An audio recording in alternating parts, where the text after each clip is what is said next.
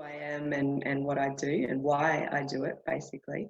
So I'm a local business owner in Lake Macquarie, and I've been operating for about 5 years now. I've been part of Sharon's Flamingales for about 2 years, I think. Also, I'm a committee member for the Hunter Women in Business Network.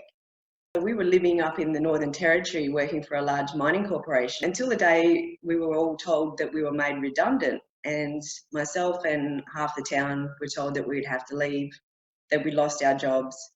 And the large mining corporation up there really cared little for us. They just wanted to mine the dirt and ship it overseas, basically. So one by one, we sort of left the town. One by one, the shops closed down, the medical centres, and the whole town sort of scaled down to like a skeleton crew. And depression was pretty rife. People lost their lives in work accidents due to low staff numbers or later on from suicide. And my friends lost husbands. And I was pretty angry at the time, to say the least. And I always believed like our country to be great, and it was born from, you know, our community spirit and commitment to each other. So I was really shocked that this could happen. But, you know, the universe spins these things for a reason. And fortunately at the time, the opportunity came up to move to Newcastle and help small business owners here with what I do now. So quite often we see these large corporations, they push out the terms of the invoices, they delay payments so that small business owners don't get paid.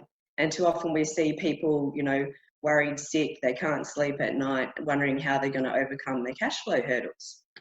So then I see these businesses turn to other large corporations to help try and solve these problems, not realising that, you know, their blanket one rule fits all solution is not going to work for them. We were determined to make a fit for your purpose, you know, design a tailor-made cash flow solution. Basically, we turn your invoices into cash. Not a lot of businesses realise that their biggest asset is their debtor book. We're not brokers and we're not affiliated with any bank. We are private investors that care about small business. Like you, I decide how my business operates, and I don't want to hand that over to another large corporation to decide that. I'll just give you an example of one of my clients, just so you can see how, you know, things sort of work. So we have XYZ transport guy in heavy haulage at the moment, and his cash flows are affected by, you know, his payment terms, whether a debtor delays payment, the weather, because like the rain stops his trucks running, equipment breakdown, or say if he won a new contract. But this client, his cash flows affected by the rains just, you know, a month or so ago.